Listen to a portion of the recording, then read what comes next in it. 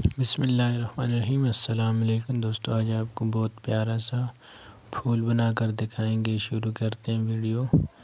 हमने ये कपड़े का पीस काट देना है। ये देखो तकरीबन 2.5 इंच का कपड़ा काट देना है। इसको बराबर करके गोलाई में काट देना है।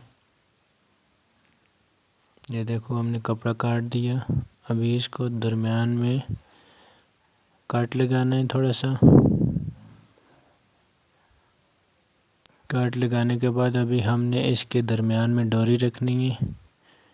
डोरी रख के अभी इसको सिलाई करना है। ये देखिए सिलाई हो गया। अभी इसके ऊपर हमने एक और कवर बनाना है इसका। ये देखें, ये हमने कपड़ा काट दिया। ये तकरीबन 2 सवा 2 इंच का कपड़ा काटना है। ये देखें, इसको इस तरह फोल्ड करके जैसे समोसा लेस बनाते हैं इस तरह फोल्ड करके इसकी यहाँ पे रख कर यहाँ से सिलाई लगा देनी है। ये देखें,